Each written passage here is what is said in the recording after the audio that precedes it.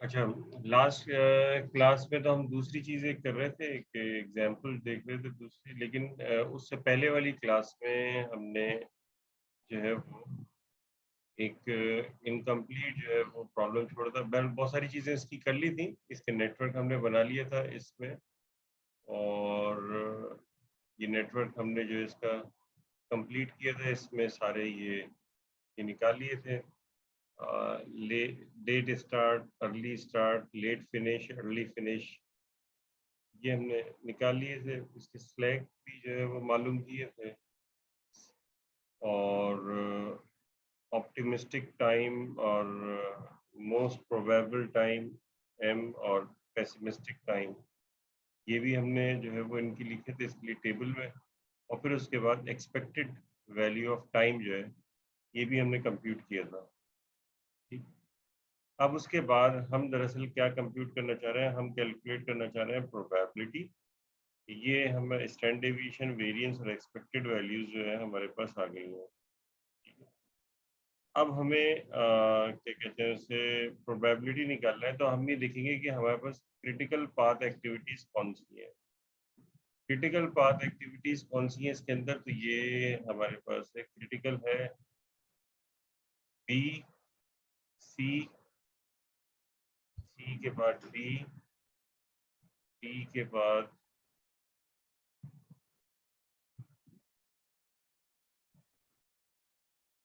Critical activity जिसमें ये 0 होगा ना। अच्छा, एक ये क्या हो गया, स्लैग जो है वो 0 होगा। ये है, ये है, ये इनकम्प्लीट सा कुछ लग रहा है मुझे, कलर ब्लू ग्रीन कलर का, स्लैग 0 है, इसमें है, ये जी इनकम्प्लीट है। ये वाली डायग्राम देखते हैं, ये है, ये है, ये,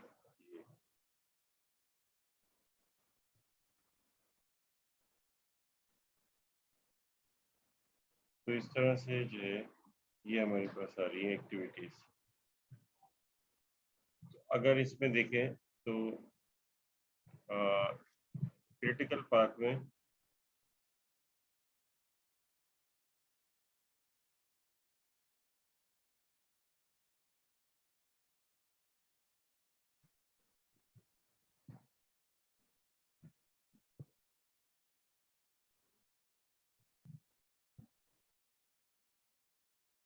अच्छा, बल्कि हमने लास्ट टाइम क्या किया था, यहाँ पे एक्टिविटी ई को डायरेक्टली ज्वाइन कर दिया था।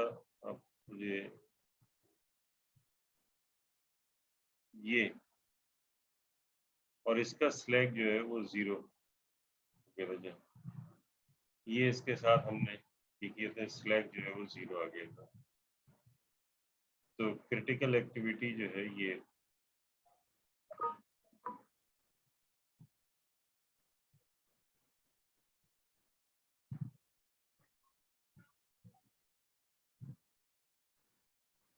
क्रिटिकल एक्टिविटीज,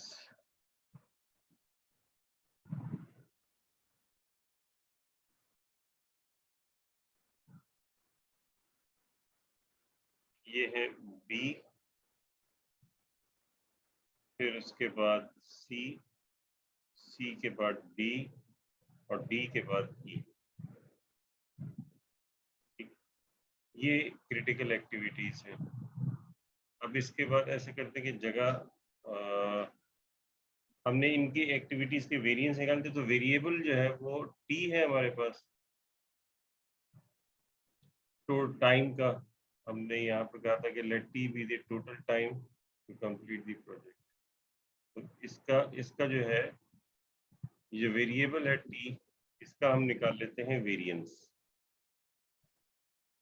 तो वेरिएंस जो है ये हमारे पास आ जाएगा एक्टिविटी बी। तो एक्टिविटी बी का वेरिएंस कितना निकाला था हमने, एक्टिविटी बी का वेरिएंस है 1, तो हम लिख देंगे 1। ये समझ में आ रहा है आप लोगों को? ये दरअसल पुराना वाला है, उसमें बहुत सारी चीजें पहले की हुई हैं। अब जाहिर है कि वो फिर रह गया था, तो मैं दोबारा जो है वो सब चीजें नहीं करा रहा, और इसको जो है वो फिर हम आगे जो है वो कर रहे हैं। ठीक है, ये समझ में आ रही है बात? यानी कि वेरिएंस, बल्कि ऐसे लिख देता हूँ, वेरिएंस जो है इसमें ये करते हैं,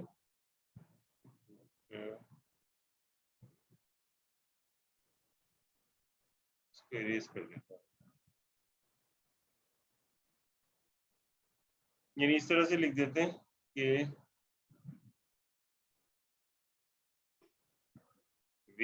वेरिएंस, बल्कि ये ऐसे लिखा हुआ ना, ये याद रखिएगा, BCDE। नेक्स्ट पेज पे लिख देते हैं। ये ऐसे कुछ हो सकता है कि यहाँ पे कोई पेज जो है वो इंसर्ट कर दें बीच में।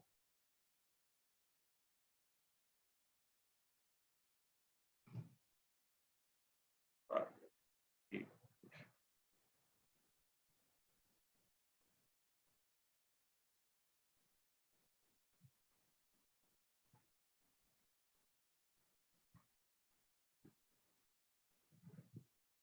मैं सेलेक्ट करके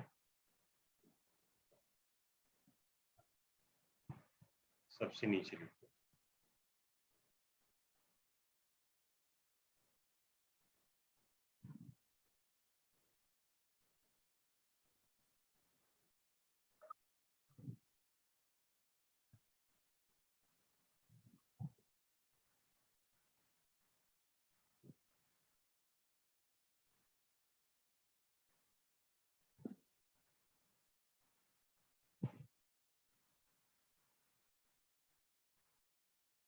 ये यहाँ पे लिया है, और इसके अलावा चलो बाकी चीज की जरूरत नहीं है। अब इसमें जो है क्रिटिकल एक्टिविटी थी BCDE।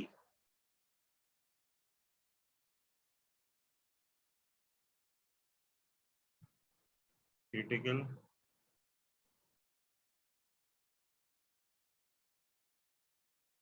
Activities BCDE।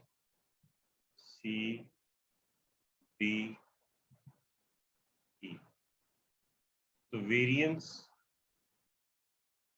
Of T ये होगा वेरिएंस, यानी कि T वेरिएबल का, तो variance for activity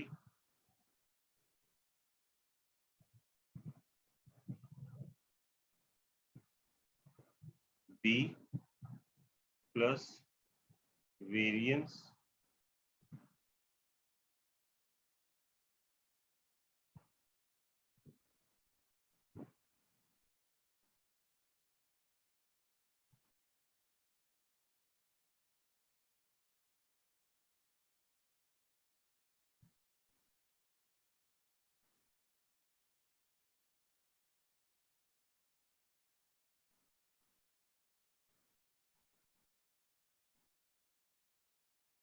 variance for activity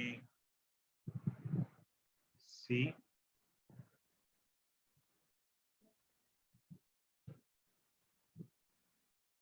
फिर plus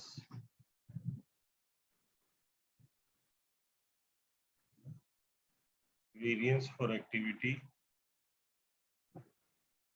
D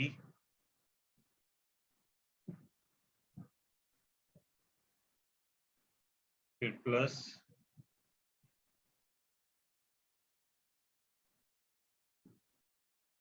variance for activity E।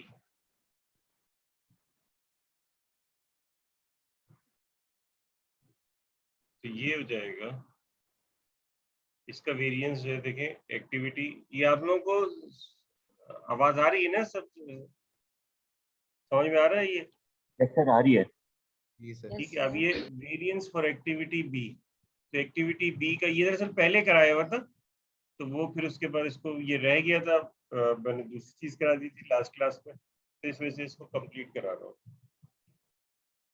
तो एक्टिविटी बी का वेरिएंस कितना है 1, ये आपने 1 लिख दिया।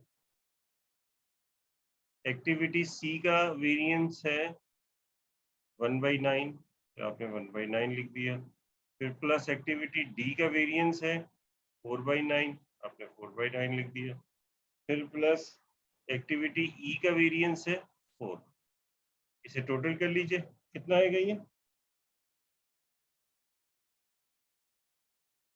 कैलकुलेट करके बताइए।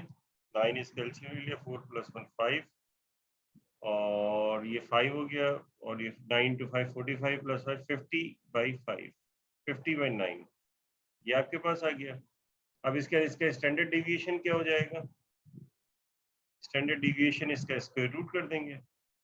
स्टैंडर्ड डिविएशन 40, ये आ जाएगा स्क्वायर रूट ऑफ 50/9। तो ये कितना आएगा? इसका स्क्वायर रूट निकाल लीजिए।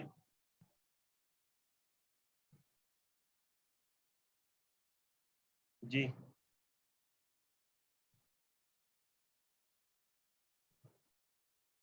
इसका स्क्वायर रूट कितना आएगा?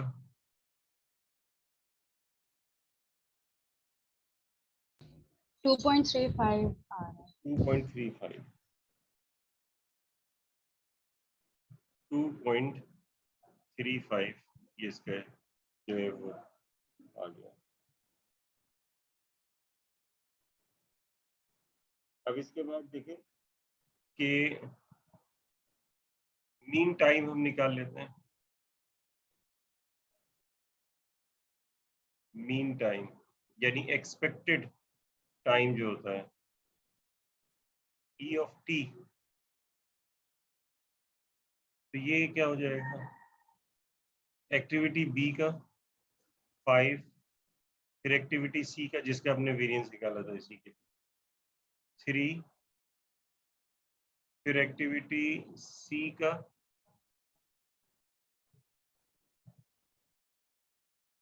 एक्टिविटी डी का 4, फिर एक्टिविटी ई का 8।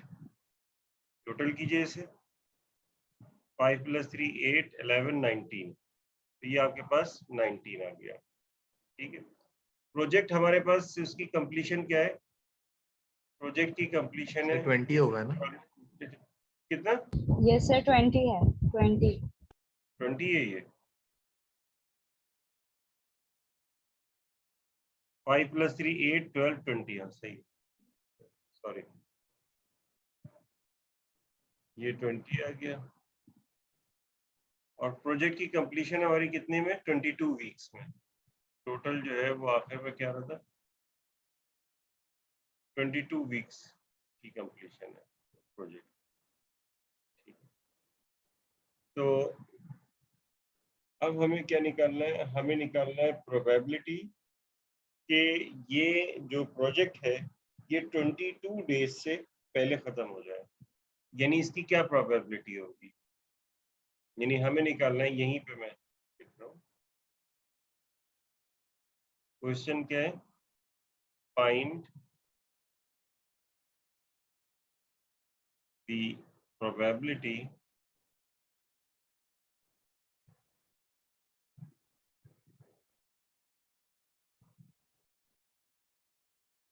that project will be completed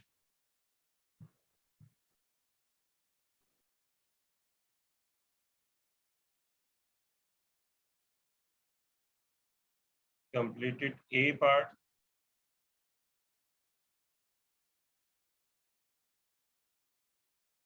on or before day 22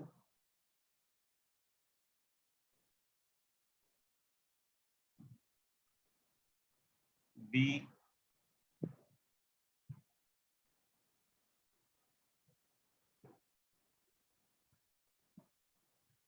on or before day 23 C after day 22। ठीक है, ये हमारे पास जो है वो प्रॉब्लम्स हैं जो हमें कैलकुलेट करनी है। अब यानी कि इसका मतलब है कि अगर ए पार्ट देखें तो हमें निकालना है probability when the random variable T is less then और इक्वल टू 22। ये प्रोबेबिलिटी हमें एक्चुअली निकालनी है। ठीक है, तो अब ये जो टी है इसको जी स्कोर में कन्वर्ट करेंगे, तो इसका जो मीन है टी का, ये हमें पता है कि कितना है, 20 है। इसका स्टैंडर्ड डेविएशन यानी कि आप इसे कह दीजिए कि सिग्मा, और इसे आप कह दीजिए कि म्यू, ये है 22, और टी की वैल्यू, सॉरी 20, और टी की वैल्यू जो है यहाँ पे 20 है। तो अब आपके पास, आपको पता है कि फॉर्मूला क्या होता है जी का, जी बराबर होता है T minus mu divided by sigma. ठीक है, तो ये अब आपके पास क्या हो जाएगा, टी की वैल्यू तो हमें इस वाले केस के लिए 22 पता है, तो 22 माइनस, और फिर उसके बाद म्यू, ये हमने 20 निकाला है, डिवाइडेड बाय सिग्मा। सिग्मा हमारे पास है 2.35।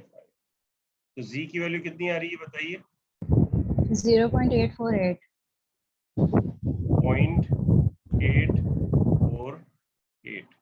तो इसका मतलब है हमें जो प्रोबेबिलिटी निकालनी है, probability when t is less than or equal to 22, ये सेम है probability when z is less than or equal to 0.848। ठीक है, यानी कि इसका मतलब ये हुआ कि हमें एरिया निकालना है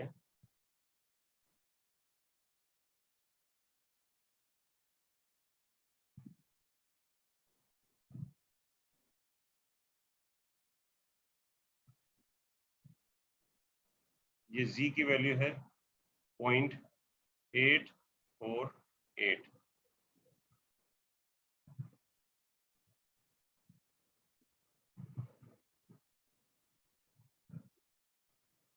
ये एरिया जो है वो कंप्यूट करना है, तो इसके लिए हमें जी टेबल देखना पड़ेगा। मैं जी टेबल जो है वो खोलता हूँ, बल्कि ये आप लोग खुद खोल के बता देंगे मुझे, या मैं यहाँ पे शेयर करूँ, मुझे बताइए।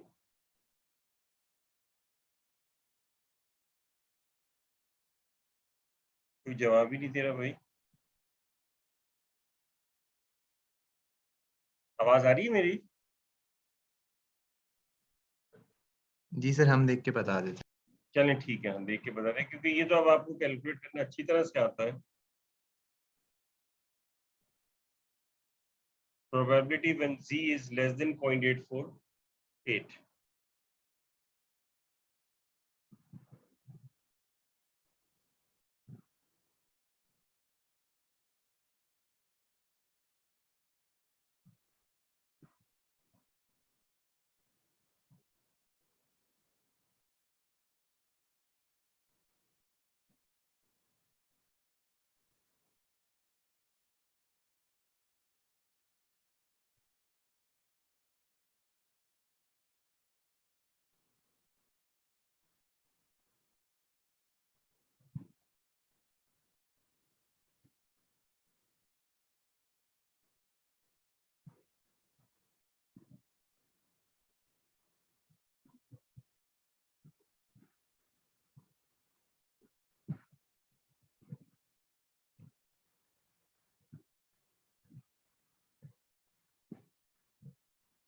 जी भाई, देखा आप लोगों ने?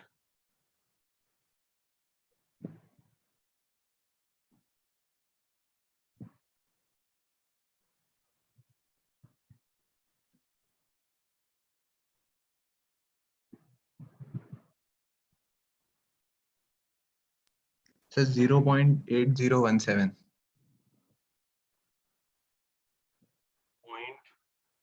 0.8017, यानी कि 80% चांस है कि वो जो प्रोजेक्ट की जो कंप्लीशन डेट जो दी हुई है, जो हमने कंप्यूट किए 22 वीक्स, तो 22 वीक से पहले जो है ये प्रोजेक्ट जो है वो कंप्लीट हो जाएगा, यानी 22%, ये 80% चांस है।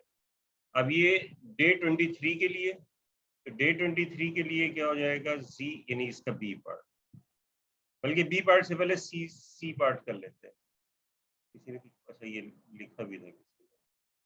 अच्छा इसके बाद सी पार्ट पहले कर लेते हैं। सी पार्ट में कह रहे हैं कि आफ्टर 22 डेज, यानी कि probability when T is greater than 22, तो ये हो जाएगी probability when z is greater than 0.848।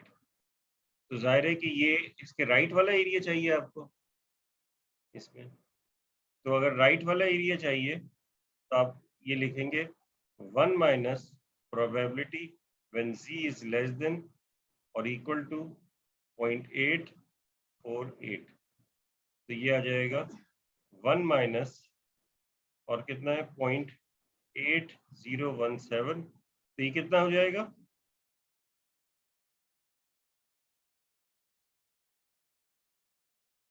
0.1983। 0.198। ठीक है, तो ये चांस है कि, यानी कि इतना चांस है कि जो प्रोजेक्ट है वो डिले होगा। दूसरे लफ्जों में ये प्रोजेक्ट के डिले होने की प्रोबेबिलिटी है, और ये प्रोजेक्ट की इन टाइम कंप्लीशन की जो है प्रोबेबिलिटी है, ऑन द बेसिस कि हमने जो टाइम निकाला है वो निकाला है गैमा डिस्ट्रीब्यूशन के जरिए। ठीक है, वो अब कर तो बहुत पीछे चले मैं दिखाई देता हूँ। तो गैमा डिस्ट्रीब्यूशन के जरिए एक्सपेक्टेड टाइम जो है हमने निकाले, तो उसके मुताबिक इस तरह से ये जो एक्सपेक्टेड टाइम हमने निकाला है, गैमा डिस्ट्रीब्यूशन है, हर एक्टिविटी के लिए हमने ऑप्टिमिस्टिक टाइम और मोस्ट प्रोबेबल टाइम और पेसिमिस्टिक टाइम निकाला है। और इनको निकालने के बाद जो है वो जब हम ये देखेंगे, कंप्यूट करेंगे इनकी प्रोबेबिलिटीज, तो हमारे पास प्रोबेबिलिटी जो है वो इस तरह से आ रही है कि इन टाइम कंप्लीशन की प्रोबेबिलिटी 0.8077 है, और लेट की, अब लेट में कितना लेट हो सकता है, जैसे कि आप ये कह रहे हैं कि एक दिन लेट हो गया है, यानी कि ये क्वेश्चन को इस तरह से ही पूछा जा सकता है जैसे लिखा हुआ है ऑन और बिफोर डे 23।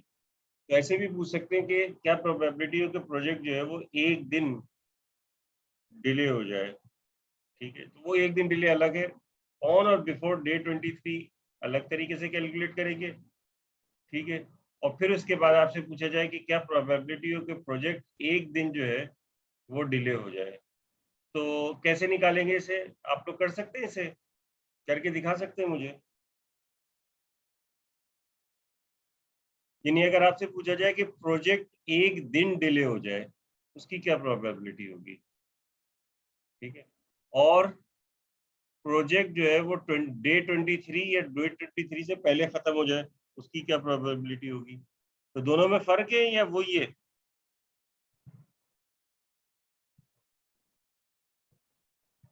सर इसमें तो क्यूमुलेटिव आएगी ना, इसमें क्यूमुलेटिव आएगी डे 23 में।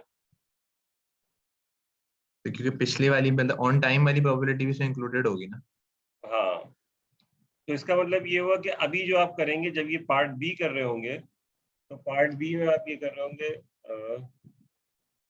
Probability when T is less then और इक्वल टू 23। ठीक है, ये बी पार्ट हो जाएगा।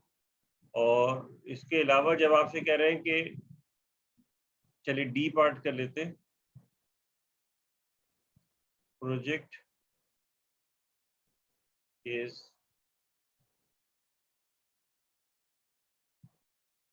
डिलेड 1 डे, तो ये हो जाएगी probability when T is less than equal to 23 minus probability when T is less than equal to 22। तो जो डे 23 की आएगी उससे डे 22 की आप माइनस कर देंगे, तो वो ये आ जाएगी प्रोबेबिलिटी कि एक दिन डिले होने की प्रोबेबिलिटी। ठीक है, मेरा ख्याल है कि ये कर लेंगे आप लोग। जी सर। तो इस तरीके से जो है वो आप इनकी प्रोबेबिलिटीज जो है ये कंप्यूट कर सकते हैं। कोई किसी किस्म का कोई क्वेश्चन इसमें अगर कोई पूछना चाह रहे हैं तो आप पूछ लीजिए।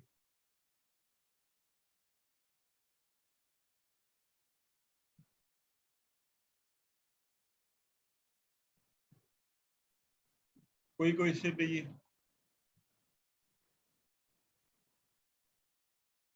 चलें फिर आगे चलते हैं। अच्छा, अब आगे जो है वो देख रहे हैं, उसके बाद जो है इसमें हम स्लैक निकालते थे। हमने जो है एक एक क्रिटिकल पाथ को निकालने के लिए हम जो है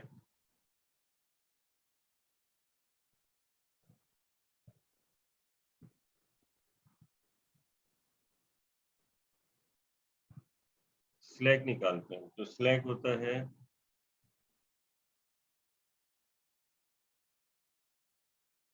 early finish minus early start, या फिर late finish minus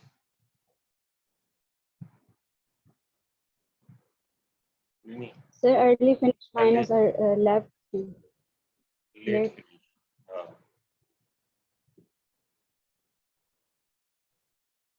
early finish minus late finish और अर्ली स्टार्ट। उल्टा कर दिया मैंने, तो माइनस में आ जाएगा।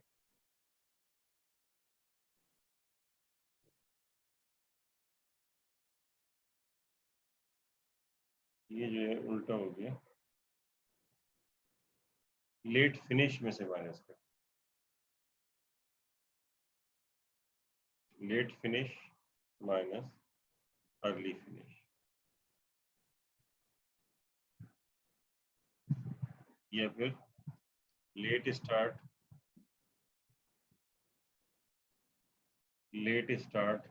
Minus early start. इस तरह से स्लैक निकाल। स्लैक का एक दूसरा नाम जो होता है वो फ्लोट भी होता है। स्लैक और फ्लोट दोनों एक ही चीज है। ठीक है, यानी दोनों में कोई फर्क नहीं है। स्लैक और फ्लोट एक ही चीज है। ये भी वही होता है, late finish minus early finish और late start minus early start. अब ये जो फ्लोट या स्लैक होते हैं ये दो तरह के होते हैं। एक होता है टोटल फ्लोट,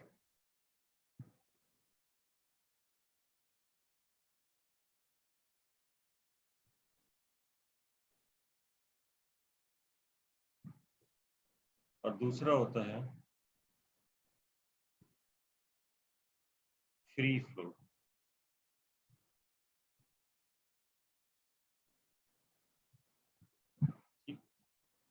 अब ये टोटल फ्लोट क्या होता है?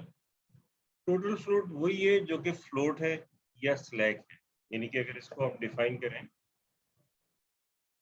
तो यानी इसको इस तरह से डिफाइन करें, यहाँ पे is the amount of time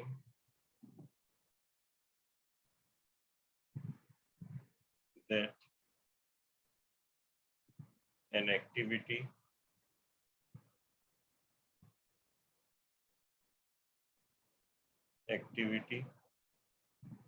can be delayed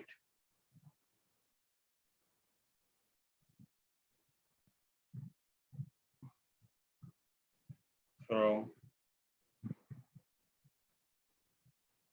its early start date without delaying the project.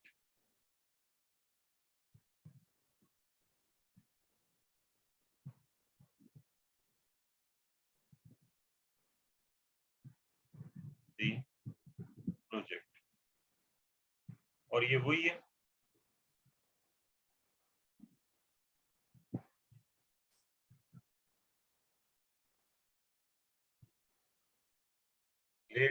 Late finish minus early finish और late start minus early start. जबकि फ्री फ्लोट क्या चीज है, यानी समझ लीजिए टोटल फ्लोट जो है वो एक्चुअली स्लैक है। स्लैक और टोटल फ्लोट जो होते हैं वही। तो सिंपली फ्लोट कहें या टोटल फ्लोट कहें तो एक ही बात है, स्लैक कहें या टोटल फ्लोट कहें तो लगभग एक ही बात है, लेकिन फ्री फ्लोट जो है वो इससे डिफरेंट होता है। तो ये फ्री फ्लोट क्या चीज है, इसको देख लेते हैं।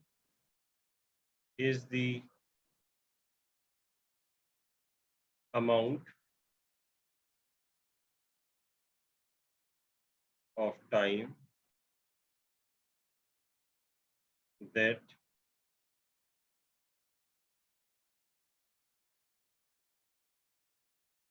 an activity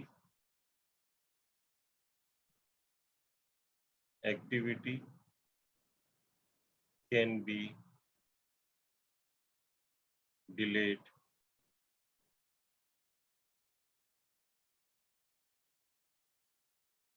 without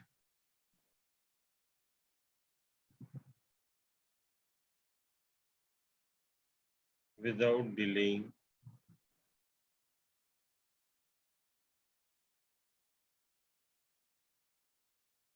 the early start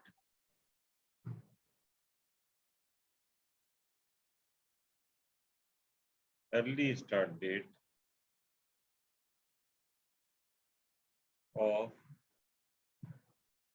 देखिए अब ये फर्क आ गया ना, उसमें था delayed from its early start date। अच्छा ये मैंने with लिख दिया था, ये गलती से with लिखा हुआ। अच्छा हुआ मैंने देख लिया इधर कि विदाउट है, बोला मैंने विदाउट ही था, विदाउट डिलेइंग दी प्रोजेक्ट। ज़ाहिर प्रोजेक्ट डिले नहीं होना चाहिए, प्रोजेक्ट डिले हो गया तो फिर तो काम ही खत्म हो जाएगा। ठीक है, तो प्रोजेक्ट जो है वो डिले नहीं होना चाहिए और फिर उसको डिले हुए बगैर जो है ये होना चाहिए। तो ये क्या है, is the amount of time that an activity can be delayed without delaying the early start date of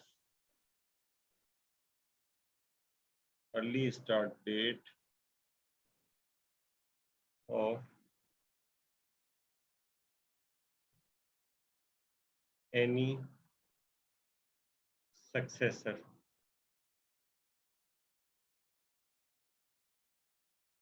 activity।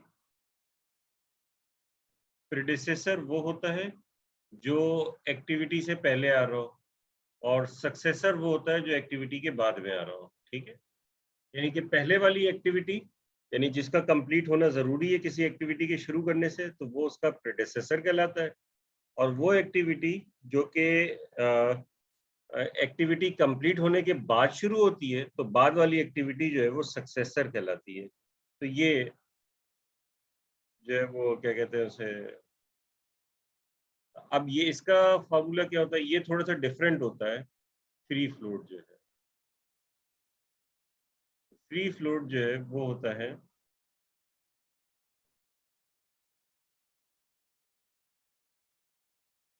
Early start of next activity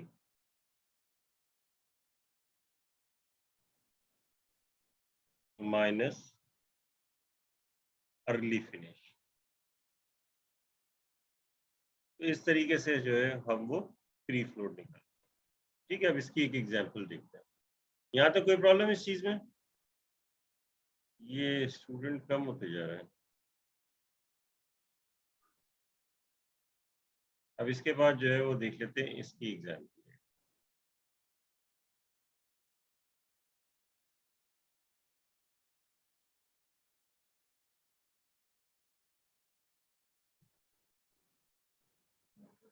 अब ये कि 3 एक्टिविटीज साइमल्टेनियसली स्टार्ट की जा सकती हैं। एग्जाम्पल, एक थोड़ा बड़ा सर्कल बना देता हूँ, इसी के अंदर चीजें लिख दूंगा। एक एक्टिविटी ये है, दूसरी एक्टिविटी ये है, तीसरी एक्टिविटी ये है। तीनों एक्टिविटीज जो है एक साथ जो है स्टार्ट की जा सकती हैं। ये एक्टिविटी जो है वो ए है, इसका नाम, इस एक्टिविटी का नाम बी है, इस एक्टिविटी का नाम सी है। ठीक है, यानी कि तीनों के जो है वो प्रेडेसेसर, इमीडिएट प्रेडेसेसर कोई नहीं है। बी सी है, ये ई है और ये आई है। एक्टिविटी ए का प्रेडेसेसर जो है वो क्या कहते हैं उसे, एक्टिविटी बी का प्रेडेसेसर एक्टिविटी ए है,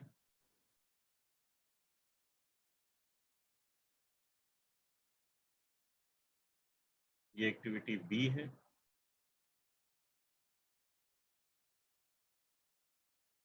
इनकी ड्यूरेशन लिख देता हूँ।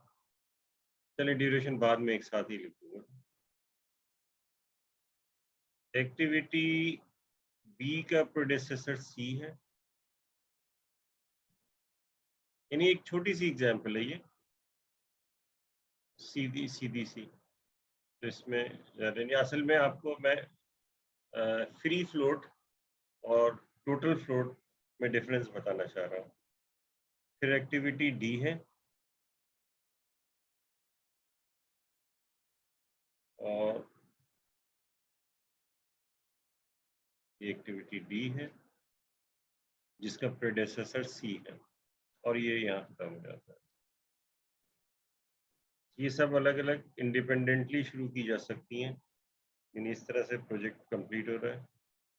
फिर ये एक्टिविटी एफ है जिसका प्रेडेसेसर जो है वो ई है और इसका सक्सेसर जो है जी है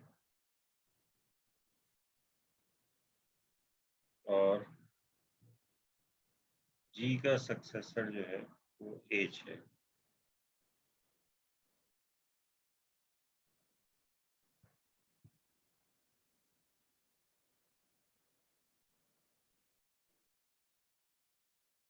ठीक,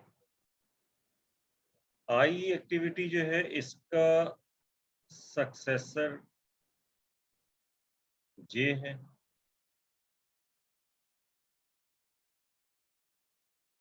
और जे का प्रेडेसेसर जो है वो जी है।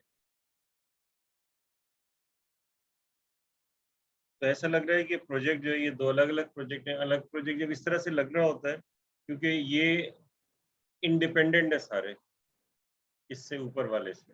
ठीक है, दरअसल वो बताना चाह रहा हूँ ना मैं, फ्लोट वगैरह, फ्री फ्लोट, इंडिपेंडेंट। तो हम अमूमन ऐसा करते हैं कि यहाँ पे एक नोड बना देते हैं, अमूमन जो है इस तरह से करके, जैसे आपने उसको देखा होगा स्टार्ट का, सॉरी फिनिश या एंड का। तो ये यहाँ ले आए और ये यहाँ ले आए और यहाँ पे आप बना दें स्टार्ट का।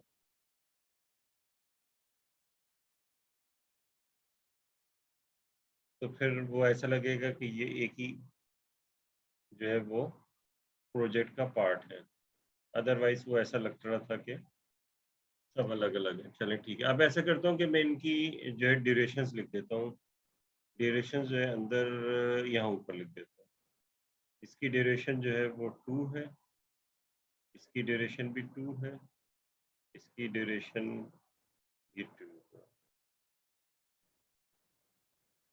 इसकी ड्यूरेशन 3 है, इसकी ड्यूरेशन भी 3 है, इसकी ड्यूरेशन 1 है, सी की ड्यूरेशन 4 और जी की ड्यूरेशन जो है 4 बी की ड्यूरेशन 8 और एच की ड्यूरेशन 5, ये इनकी ड्यूरेशन है। और फिर उसके बाद जो है जब ड्यूरेशन आ जाएगी तो आप जो है वो इनके वो कैलकुलेट कर लेंगे। Early start date, early finish date, तो इसकी अर्ली स्टार्ट डेट 0 होगी, या अर्ली स्टार्ट डेट लिख देते हैं 0, अर्ली फिनिश डेट, और फिर उसके बाद जो है वो अर्ली फिनिश डेट जो है वो 2 हो जाएगी। फिर यहाँ 2 आ जाएगा और 2 + 3 5 आ जाएगा। फिर ये 4 है तो ये 5 आ जाएगा और 5 + 4 9 आ जाएगा। और फिर उसके बाद यहाँ 9 आ जाएगा, 9 + 8 17 हो जाएगा। तो यहाँ पता चल रहा है कि ये 17। तो यहाँ पे देखें ये क्योंकि इंडिपेंडेंटली स्टार्ट हो रहा है तो ये भी 0 होगा। और फिर उसके बाद जो है ये 2 हो जाएगा और फिर उसके बाद यहाँ 2 आएगा, 2 + 3 5 हो जाएगा। फिर उसके बाद यहाँ, अच्छा लेकिन ये यहाँ जाने से पहले ये करना पड़ेगा, ये 0 हो जाएगा और ये 2 हो जाएगा, फिर 0 प्लस यहाँ 2 आ जाएगा, 2 + 1 3 आ जाएगा। अब ये 3 वीक में कंप्लीट हो रहा है, ये 5 वीक में, तो इसका मतलब है कि यहाँ पे 5 से स्टार्ट करेंगे। 5 + 4 9 हो जाएगा और फिर उसके बाद 9 यहाँ आ जाएगा, 9 + 5 तो कितना आ जाएगा, 14 हो जाएगा। तो ये 14 हो गया। तो ये आपने अर्ली जो है उसके लिए ये कर लिया। अब इसके बाद लेट इसके लिए करेंगे, तो लेट के लिए किस तरीके से करेंगे? लेट तो ये उल्टा करते हैं, फिनिश टू स्टार्ट जाते हैं हम लेटेस्ट डेट्स निकालने के लिए, यानी कि लेट स्टार्ट और लेट फिनिश अगर हमें निकालना है तो उल्टा जो है वो हम चलेंगे। तो इसके लिए अब क्योंकि ये 17 वीक में ख़त्म हो रहा है, ये भी ये 14 वीक में, तो ज़ाहिर है कि हम जब उल्टा चलेंगे तो 17 से स्टार्ट करेंगे, तो ये आ जाएगा 17। तो यहाँ भी 17 हमें लिखना होगा क्योंकि फिनिश जो हो रहा है वो 17 वीक में हो रहा है। अब 17 में से 8 माइनस कर दीजिए, 17 में से 8 माइनस किया 9 आ गया, फिर ये 9 यहाँ आ जाएगा, फिर 9 आया, 9 में से 4 माइनस किया 5 आ जाएगा, फिर ये 5 यहाँ आ जाएगा, फिर 5 - 3 2 हो जाएगा, फिर ये 2 यहाँ आ जाएगा और 2 - 2 0 हो जाएगा। ठीक है, कोई क्वेश्चन करना चाह रहा है? नहीं, ये 14 नहीं होगा। मैंने आप लोगों को बताया था ना कि ये तो लेट वाला शुरू कर रहे हैं ना, अगर ये 14 हो गया तो फिर ये निकलेगा कैसे? 14 जो है ये नहीं हो सकता। जो आखिर जो बड़ा वाला होता है इन दोनों में से, वो उसको लेट बनाते हैं क्योंकि प्रोजेक्ट कंप्लीट 17 पे होगा। ठीक है, तो 17 पे जब यहाँ से आ रहे होते हैं तो फिर हम कम, तो दूसरा देखते हैं यहाँ से जब उल्टा आ रहे होते हैं तो फिर हम ये ज्यादा वाला देखते हैं 17 पे। लेट में तो 17 आएगा ना, तो 14 तो नहीं हो सकता। तो ये 17 आ गया, अब 17 माइनस जी,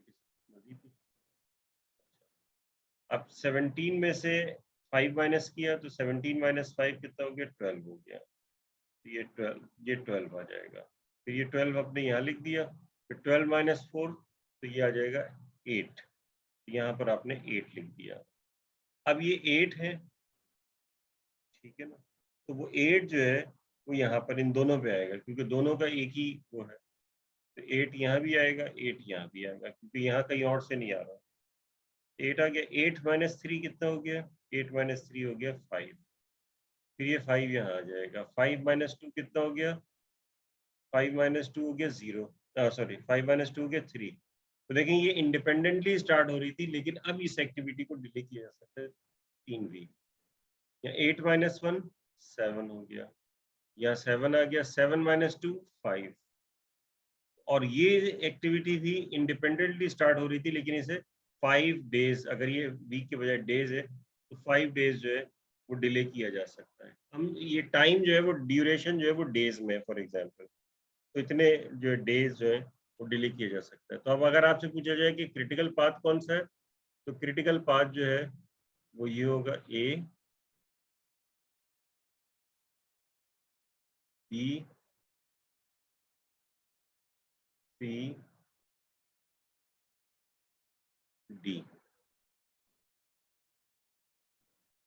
ये जो है क्रिटिकल पाथ है।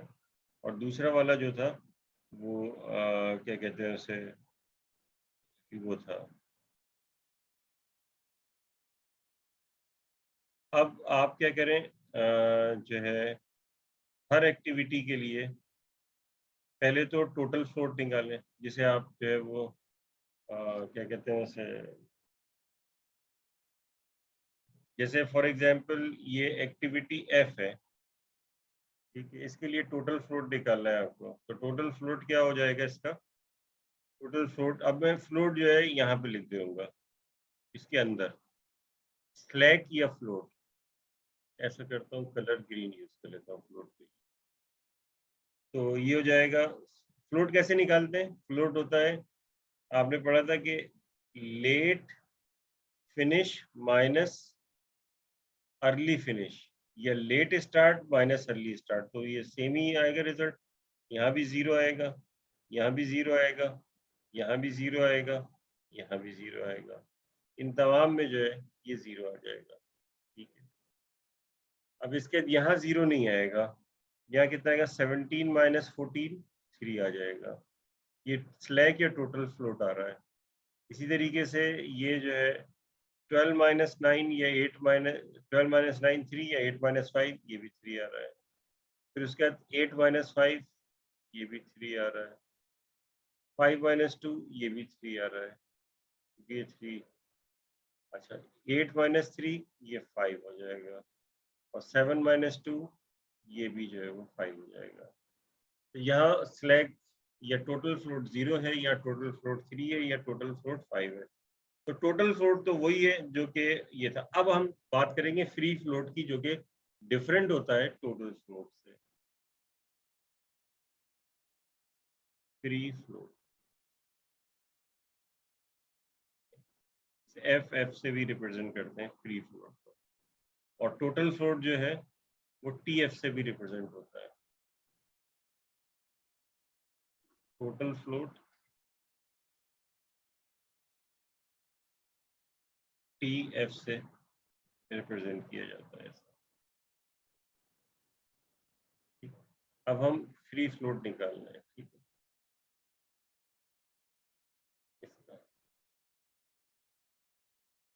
तो एक एक्टिविटी पे निकालते हैं, जैसे फॉर एग्जांपल एक्टिविटी ये वाली पे निकालते हैं, एक्टिविटी एफ, इसका हम निकाल रहे हैं फ्री फ्लोट एफ। तो ये क्या होगा, इसकी अर्ली स्टार्ट ऑफ जी, यानी कि इसका जो सक्सेसर होता है, ठीक है ना, ये आपको बताया था, early start of next activity minus early finish. तो जब हम ये जो एक्टिविटी एफ का निकाल रहे हैं, ये एक्टिविटी एफ है, इसका निकाल रहे हैं, तो early start of next activity इसकी जी है, तो अर्ली स्टार्ट ऑफ जी कितना है, ये 5 माइनस अर्ली, फिर उसके बाद क्या होता है, early start of next activity minus early finish. तो इसकी अर्ली फिनिश कितनी है, 5, तो कितना आ गया, 0। तो इसका टोटल फ्लोट जो है वो 0। ऐसा करता हूँ कि क्योंकि ये अभी पहली मरतबा सर पढ़ा है, इसका फॉर्मूला जरा बताएगा दोबारा। इसका होता है ये वाला फॉर्मूला ऊपर लिखा, early start of next activity, यानी कि उसका जो सक्सेसर होता है उसकी एक्टिविटी, माइनस अर्ली फिनिश। ठीक है। ठीक है,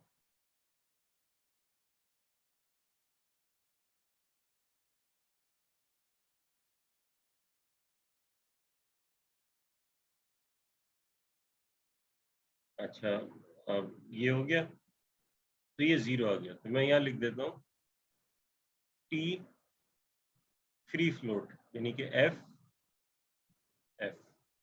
तो इसका 0 आ रहा है। ठीक है, अब जो एक और का निकाल के बता देते हैं, फिर डायरेक्ट लिख देंगे। एक्टिविटी, ये आप लोगों की समझ में आ रहा है? ये मुश्किल तो नहीं लग रहा? जी सर, समझ आ रहा है। एक्टिविटी, अब ऐसा करते हैं कि एक्टिविटी जे के लिए देख लेते हैं। तो ये होगा, यानी इसका फ्री फ्लोट ये होगा कि इसका जो सक्सेसर है उसकी तो कितनी है, 8, तो ये 8 आ गया। ये इसकी अर्ली स्टार्ट, तो इसकी एक्टिविटी ये की अर्ली स्टार्ट कितनी, 5 है, सॉरी यार 8 था, यानी जे के बाद जो है उसकी अर्ली स्टार्ट कितनी होगी, तो जे के बाद जो अर्ली स्टार्ट कितनी है, 5 है, 5 लिया माइनस इसकी अर्ली फिनिश, तो इसकी अर्ली फिनिश कितनी है, 3, तो कितना आ गया, 2।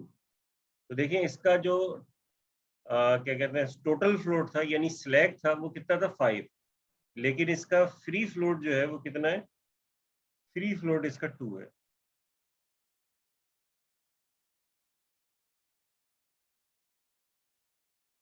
और इसका फ्री फ्लोट 0 है, जबकि इसका, यानी कि इसका मतलब ये हुआ कि अगर आप देखिए इसका मतलब क्या है, फर्क क्या है, फर्क दोनों अब समझ में आएगा आपके। देखिए ये 3 क्या है, ये स्लैक है या टोटल फ्लोट है, यानी कि अगर इस एक्टिविटी को 3 दिन लेट किया जाएगा तो 3 दिन लेट करने से अगला जो प्रोजेक्ट है, यानी ये जो प्रोजेक्ट है वो लेट नहीं होगा। ये तो हमने स्लैक की डेफिनेशन या टोटल फ्लोट की डेफिनेशन पढ़ी है, समझ में आ रही बात? यानी कि वो टाइम ड्यूरेशन है स्लैक या टोटल फ्लोट या फ्लोट सिंपली, वो टाइम ड्यूरेशन है कि जितने डिले करने से प्रोजेक्ट डिले नहीं होगा। तो इसका मतलब है इसको 3 दिन डिले कर दिया जाए तो प्रोजेक्ट डिले नहीं होगा, लेकिन क्या होगा, इस 3 दिन इस एक्टिविटी को डिले करने से अगली एक्टिविटी 3 दिन डिले हो जाएगी। प्रोजेक्ट तो डिले नहीं होगा, लेकिन जी जो है वो 3 दिन डिले हो जाएगी। इसी तरह से एच भी 3 दिन डिले हो जाएगी। ठीक है, तो फ्री फ्लोट क्या होता है, फ्री फ्लोट ये बताता है कि वो अमाउंट जिससे अगली एक्टिविटी डिले नहीं हो रही हो।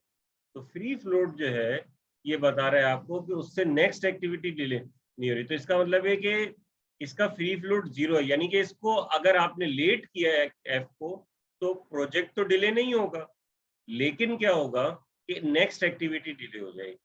लेकिन नेक्स्ट एक्टिविटी के डिले होने से प्रोजेक्ट पे कोई फर्क नहीं पड़ रहा, लेकिन आपको कम से कम, यानी कि ये जो अच्छे प्रोजेक्ट मैनेजर होते हैं उनको पता होना चाहिए कि किस एक्टिविटी के डिले होने से अगली एक्टिविटी डिले होगी या पूरा प्रोजेक्ट डिले होगा। तो ये फ्री फ्लोट। अब ये देखें, ये है जैसे इसके ऊपर आ गए जे के ऊपर, जे के ऊपर अगर हम आ गए तो इस एक्टिविटी जे में इसको 5 दिन डिले करेंगे तो 5, ये टोटल फ्लोट इसका 5।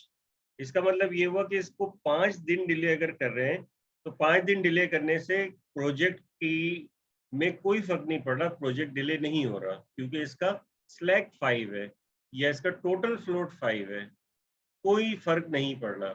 लेकिन क्या हो रहा है कि अगर इसको हम 5 दिन डिले कर रहे हैं तो उससे नेक्स्ट एक्टिविटी डिले हो रही है, जी एक्टिविटी जो है वो डिले हो रही है। अब फ्री फ्लोट पे आ जाते हैं। फ्री फ्लोट इसका 2 ये बता रहा है कि अगर एक्टिविटी जे को हम 2 दिन डिले कर देंगे तो इस एक्टिविटी को 2 दिन डिले करने से हमारी ना तो प्रोजेक्ट हमारा डिले होगा और ना ही नेक्स्ट एक्टिविटी डिले होगी जी। यानी इस एक्टिविटी जे को 2 दिन डिले करने से नेक्स्ट एक्टिविटी वही अपने टाइम पे शुरू होगी जो कि उसको होना था।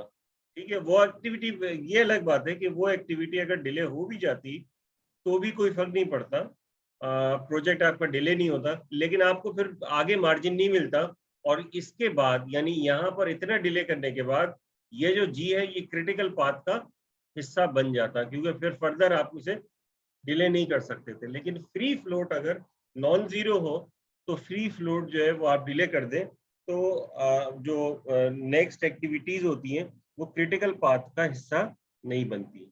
जी भाई, ये बात समझ में आ रही है आप लोगों के? अब मेरा जी ख्याल है सर। कि इतना कर लिया कि हम इनके सबके फ्री फ्लोट्स निकाल सकते हैं। इसका भी फ्री फ्लोट निकालें, इसका भी फ्री फ्लोट निकालें। तो अब जाहिर है कि देखें इसका भी फ्री फ्लोट निकालें। फ्री फ्लोट क्या होता है? फ्री फ्लोट ये होता है कि अर्ली स्टार्ट ऑफ नेक्स्ट। तो अर्ली स्टार्ट इसका कितना है? 2, तो 2 हो गया, माइनस इसकी अर्ली फिनिश 2, तो 2 minus 2 0।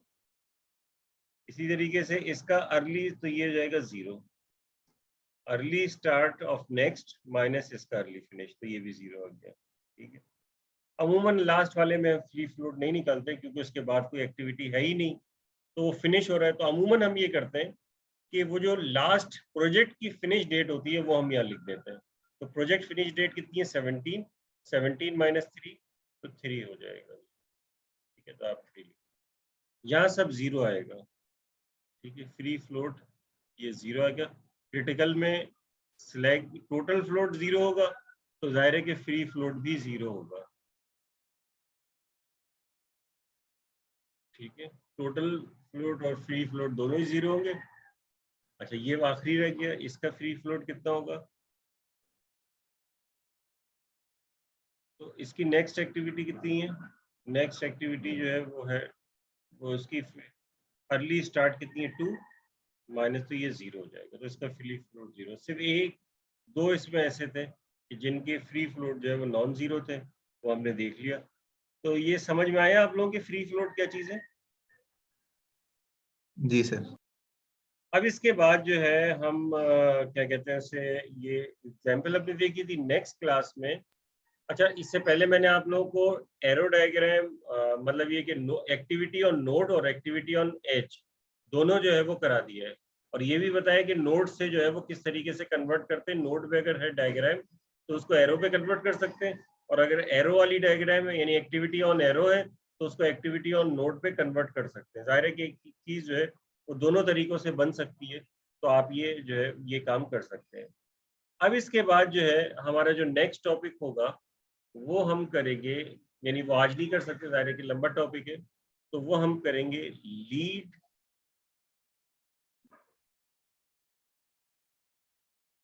And lag.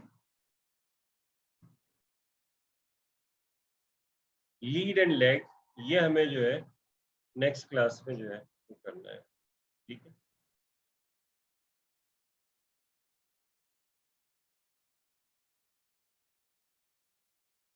Lead and lag या लीड टाइम या lag time, lead and lag times, ये हम नेक्स्ट क्लास में जो है वो इसको करेंगे। इसमें दरअसल कॉन्सेप्ट आएगा ओवरलैपिंग वगैरह का। ठीक है, बात चीज़ों को जो है वो हम एक्टिविटीज़ को ओवरलैप कर सकते हैं, लेकिन इसके लिए आप लोगों को जो है मतलब कि जो भी ये काम कर रहा है उसको प्रोजेक्ट की भी नॉलेज होनी चाहिए, जब भी वो लीड या लैग निकाला जा सकता है, बशर्ते या फिर आपको जो है बता दिया जाए। यहाँ तक किसी किस्म की कोई प्रॉब्लम?